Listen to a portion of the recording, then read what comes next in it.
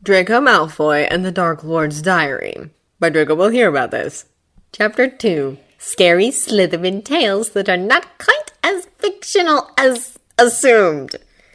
Their first week of lessons would have been blessedly uneventful if not for three major sources of annoyance. The first was, quite unsurprisingly, Gilderoy Lockhart, who, apart from giving the most appalling lessons he had ever sat in on, and he had history of magic twice a week, seemed to have made it his own pet project to infuriate the crap out of Harry, and therefore Draco, who had to deal with a petulantly frustrated friend.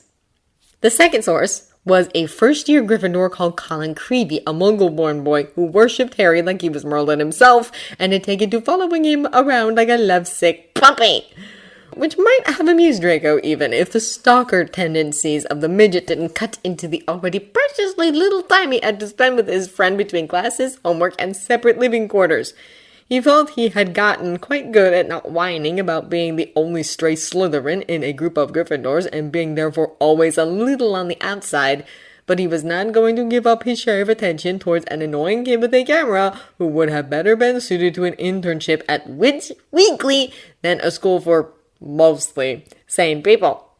The third source of annoyance, or maybe stress was the more appropriate term in this case, was Draco's looming debut as a member of the Slytherin Quidditch team. By Friday night, when Flint informed him that he was expected to his first training session the next morning, he still had not broken the news to his friends. He knew rationally that he could not hide it from them forever, but he could not help but feel like accepting the position was something shameful that put him on the same level as his father. "I won't hold you to the deal you cut with father, you know," Draco commented in a desperate attempt to assuage his own guilt. "If you want us at tryouts, I'd be happy to participate." "What would be the point?" Flint demanded, looking at him like he'd lost it. "If I don't give the position to you, I'll have to hand over the brooms, and there is just a way. So you'd better not back out, Malfoy," he added, eyes narrowing at Draco. "I'll personally drown you in the lake if you do." So Draco had ceased his feeble protests and resigned himself to the unusual situation he had found himself in. The one where his Slytherin ambitions screamed at him to stop complaining and take the chance at something he had wanted to do even before he had started school, while the part of him that had been whipped by his friendship with someone as righteous as Harry simultaneously made him feel like he was doing something wrong and immoral. He could always give his best and prove to the world that he deserved the position, he tried to console himself. He was a good flyer. Brilliant, even, he could claim with pride. No one would be able to protest Flint's decision to make him Seeger once they had seen him on the pitch, couldn't they? Still, he dreaded the looks he knew his Gryffindor friends were going to give him for participating in such a vile play of powder. The thought of disappointing Harry scared him like nothing else. He slept very little in the following night, and when he made his way down to the pitch with his teammates the next morning after breakfast, he felt a little sick. His stomach gave a lurch the moment he spotted people up in the air, though, and trying not to sound too hopeful, he pointed out, "The pitch is blocked. Maybe we should just—" "Oh, no," Flint interrupted him, smiling in a way that Draco didn't like at all. "I have a special permission from Snape since I need to train you. Wood, we'll just have to share." "Wood?" Draco repeated in horror. "Is that Gryffindor up there?" "Yup." Flint nodded with no little amount of glee, completely at odds with how Draco felt at the prospect of training alongside the Gryffindor team. Harry would see him, and he'd see the brooms too, and there was nothing Draco could do to stop the train wreck ahead of him. Draco had spent a lot of time imagining how the news of his father's scheme would be accepted by the Gryffindors, but this was definitely way worse than anything he could have pictured in his wildest fantasies. Wood was shouting at Flint as soon as he caught sight of him, and his whole team followed him to the ground to investigate the source of their interruption. They were not the only ones, though, Draco noted with rising distress as they were approached from the distance by Hermione, Weasley, and Creevy, his infamous camera clicking away merrily as if Draco needed a photo to commemorate this moment. "I booked the pitch!" Wood yelled at Flint, outraged. "I booked it!" "Ah," said Flint, a nasty smile on his lips. "But I've got a specially signed note here from Professor Snape." He cleared his throat and held the note up to his face dramatically before he read out loud, I, Professor Snape, give the Slytherin team permission to practice today on the Quidditch pitch, owing to the need to train their new seeker." "You've got a new seeker?" Wood asked, apparently caught off guard. "Where?" Draco closed his eyes, feeling paralyzed. There was a stunned silence, and Harry was the one to break it. "Draco?" he asked, sounding aghast. Draco slowly opened his eyes and raised them to meet Harry's. Rather than angry, he looked at him blankly, as if he could not make the connection between Flint's announcement and Draco's presence within the group of Slytherin players to save his life.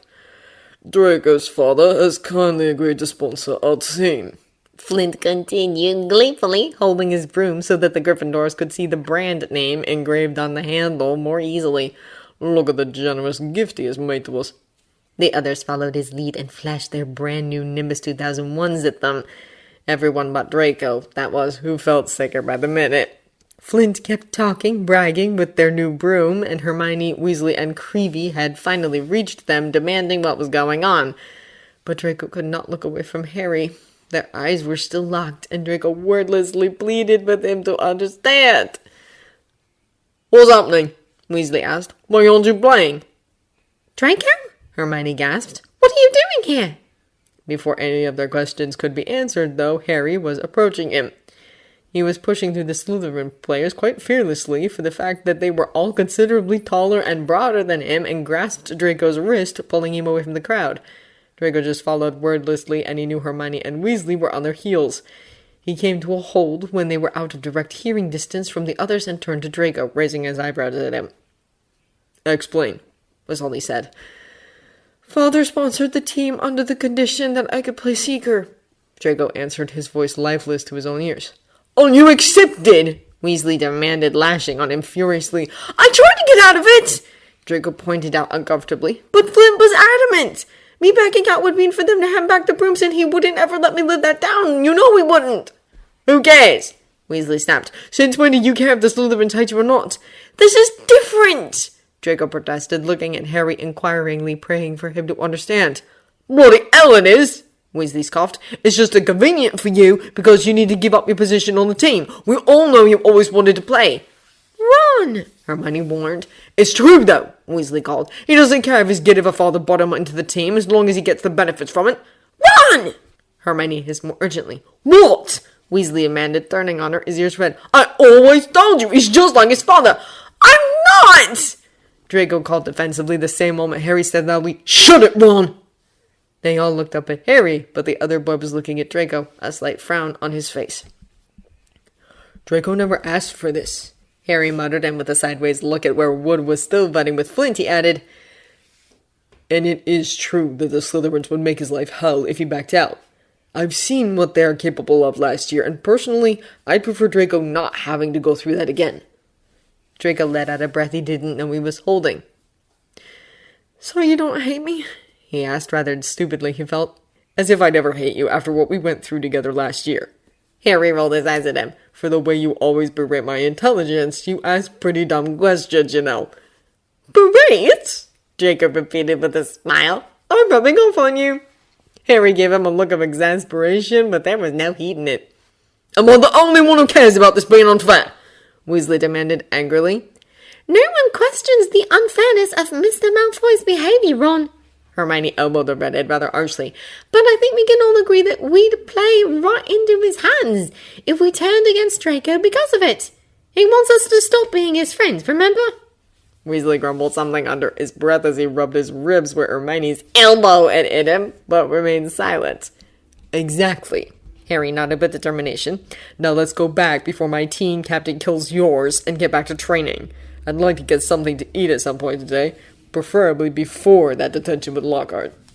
Draco smiled, silently thanking Harry for simply being himself, as opposed to Weasley, and followed him to where their teammates were still yelling at each other.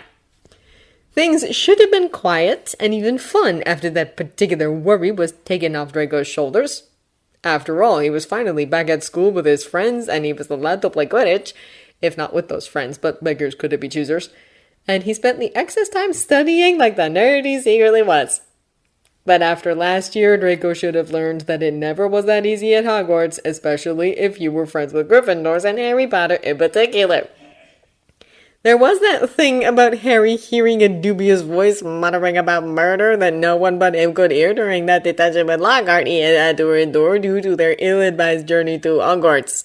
Now that had been scary, but Draco could, with some effort, ignore the trouble it announced. Harry had spent hours in a room with Lockhart that night, after all. Draco would have certainly gone temporarily insane in his position. All was well. Hogwarts, though, went purposefully out of its way to remind him that it was not well at all on the night of Halloween. The evening had been odd and unpleasant in itself. Harry had let himself get roped into attending the Gryffindor Ghost's miserable Death Day party, which had been miserable for more reasons than just the fact that it celebrated the death of a person. But then, when they made their way back up to the Great Hall to see if there was still any actually edible food left, Harry had heard that voice again. And then they had stumbled over Miss Norris, which would have been even less pleasant than the party in normal circumstances. But the fact that she was petrified did, quite surprisingly, actually make it worse. Because she was literally petrified, not just stunned into stillness by the simple appalling fact that her owner was a filthy brick. No, it had literally turned into stone, complete with a creepy message written on the wall with blood and all. The stuff nightmares were made of, basically. And that was the moment Draco knew his quiet and fun year had just gone down the drain of Moaning Myrtle's bathroom. Of course, because things could always get worse. That was how they were found. Alone, at the scene of the crime, with the words, "The Chamber of Secrets has been opened. Enemies of the air, beware," flashing incriminatingly above their heads. "My God! My God!" Filch shrieked in despair, falling to his knees. "What's happened to Miss Norris?" There was only a split second of silence before his eyes zoomed in on the four of them. "No!" Draco said immediately, holding up his hands. "I know what you were going to say, but it wasn't us." "You killed her!" Filch roared, completely ignoring Draco's words. "Albus!" Dumbledore's warning voice cut the caretaker off as he approached the scene. He took just a moment to observe, and then they all found themselves swept off to Lockhart's office, with them cat statue included.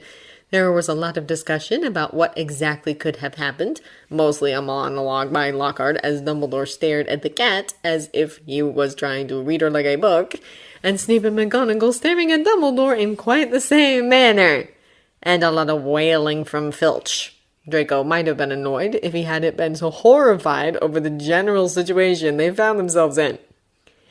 At last, Dumbledore spoke, announcing that Miss Norris was not dead, but he had no idea how exactly she had been petrified. The only thing he was sure about, it seemed, was that the four of them hadn't done it. Draco could have hugged him. "He did it!" Filch called, not wanting to accept the words and pointing at Harry. "You saw what he wrote on the wall. He found in my office. He knows I'm a... He seemed to have trouble getting the words past his lips, but finally he snapped, "I'm a squib!" Draco was raising his eyebrows at that new information, but Harry was already responding. "I never touched Mrs. Norris," he called angrily, "and I don't even know what a squib is." "Rubbish!" snapped Filch. "It's on my quick-spelled letter." "If I might speak, Headmaster," Snape spoke up, and Draco's eyes zoomed in on him, narrowing. Whatever his head of house had to say to the matter, it could not be good. And he was right. Snape proceeded to question their whereabouts during the feast and their intentions of not joining it after the party, but proceeding into the first-floor corridor towards the crime scene. As they tried to defend themselves and simultaneously conceal the existence of voices in Harry's head, McGonagall came to their defense, arguing with her colleague until the headmaster intervened.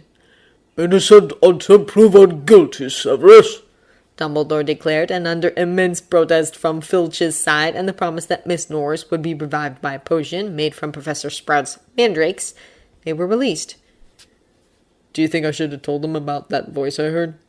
Harry asked the moment they were out of earshot. Weasley protested immediately, and for once Draco had to agree with him. "Snape would have been only too happy to declare you insane and dangerous and ship you off to stay among us," Draco muttered. "Better not give him anything to work his evil mind with." "You do believe me, don't you?" Harry asked, looking at them searchingly. Weasley and Hermione immediately hurried to agree, but Draco took a moment to consider. He was not sure if he'd believed it until tonight, but the sound of that mysterious voice leading Harry towards a petrified cat and a message proclaiming that the Chamber of Secrets had been opened. "This is no coincidence," Draco said out loud. "Whatever this voice is, it led you into this whole mess for a reason." Harry looked relieved at Draco's declaration. "But what was that writing on the wall about?" he asked. "The chamber has been opened. What's that supposed to mean?" "Did you never hear about the legend of the Chamber of Secrets?" Draco asked, looking up in surprise. Harry's expression was blank, but Weasley was frowning, and so was Hermione. "It rings a sort of bell," Weasley muttered. "I think someone told me a story about a secret chamber in Hogwarts once. Might have been Bill." "I think I read something in Hogwarts history," Hermione added, biting her lip, "but I can't remember." "Well, it's a Slytherin tale," Draco frowned. "It might be less popular with you folks." "What's it about?" Harry asked. "Long story short, Salazar Slytherin was a bitter and evil bastard." Draco shrugged, his frown deepening.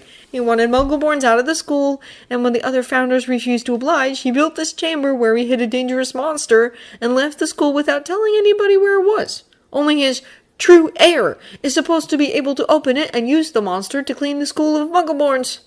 "Ugh!" Weasley made a face. "Evil bastard indeed."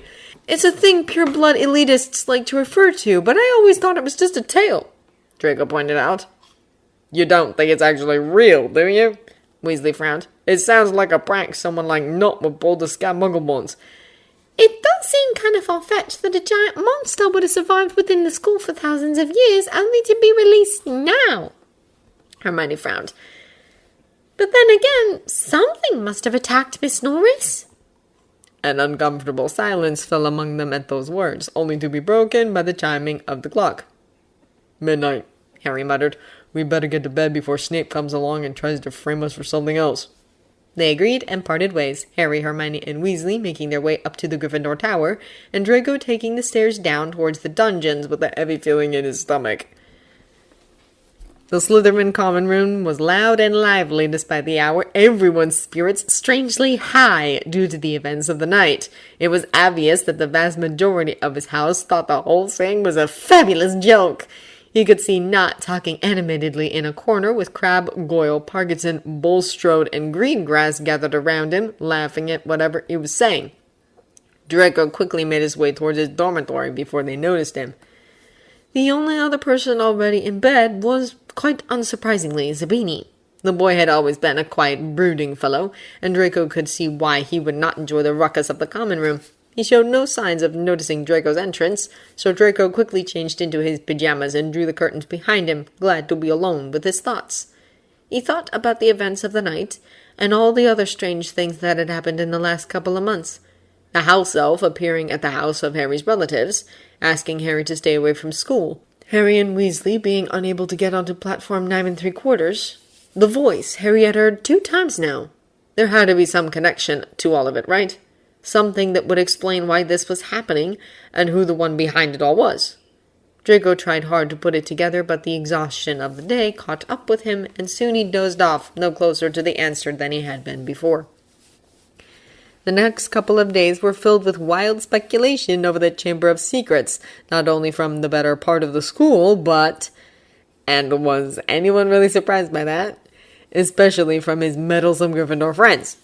In the time they spent away from Draco, they had already managed to bully Professor Binns into retelling the exact legend of the chamber, search the girls' bathroom adjacent to the crime scene, and get caught by Weasley's older prefect brother at it, all in the matter of a day. "I was so looking forward to a year without a trapdoor or an invaluable alchemic substance to worry about," Draco pointed out woefully. "And now we have a legendary chamber."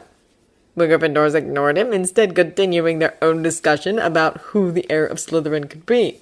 "I'm telling you, it's not," Weasley insisted. "It's not. Draco rolled his eyes. "How do you know?" Weasley asked, rounding up on him and glaring. The other boy had been slightly more hostile since the whole broom debacle, but usually Hermione stepped on his foot when he became rude. Today, though, she raised an eyebrow, looking at him expectantly. "Because," Draco said placatingly, "the thing about pure blood families is that their history is well documented, And I can assure you that if Knott's family had a direct link to Salazar Slytherin, I would know, because he'd ask us to kneel down and worship him. Isn't that basically what he already does? Harry asked, making a face. He'd be double as obnoxious, Draco promised. I assure you it's not him. You should have heard the way he talks about the chamber, though. Weasley spat. Speculating who gets killed next, threatening Hermione. In case you have forgotten, I share a dormitory with him, Draco grumbled. I know how he talks. He's always had a big mouth, though. That never equated with any real power before. What if it is him, though? Harry frowned, and when Draco opened his mouth to shoot him down, he continued, No, really, Draco, think about it. The elf trying to keep me away from school, the way Ron and I couldn't get through the platform, who would have a motive to go that far to get us in trouble? Then why hasn't anything happened to me? Draco countered. Not hates me more than he hates you. He might not dare to do anything under your father's nose, Hermione suggested. Plus, if he wanted to isolate you, the best way would be to keep Harry away, wouldn't it? Draco held in, frowning at her. You might have a point there, he admitted. But still, I think it's worth investigating, Harry announced. And how are we supposed to investigate not without him noticing? Draco demanded. He's a Slytherin, and as much as I hate to admit it, he's not dumb, and you three are many things, but you aren't discreet. There might be a way, Hermione murmured, her brows drawn together in concentration, and she leaned closer to them, dropping her voice to not be overheard. Of course, it would be difficult, and dangerous, very dangerous. We'd be breaking about 50 school rules, I'd expect. Oh, that sounds promising, Draco deadpanned. Hermione ignored him. What we need to do is to question Not without him realizing it's us. But that's impossible, Harry pointed out. No, it's not. All we need would be some Polyjuice Potion. Draco stared at her incredulously, cutting off Harry and Weasley as they asked what Hermione was talking about, instead declaring, You're mental! Where are we supposed to get Polyjuice Potion? It's a potion that transforms you into someone else, Hermione explained to Harry and Weasley before turning to Draco and saying, We'd have to brew it, of course. Brew it?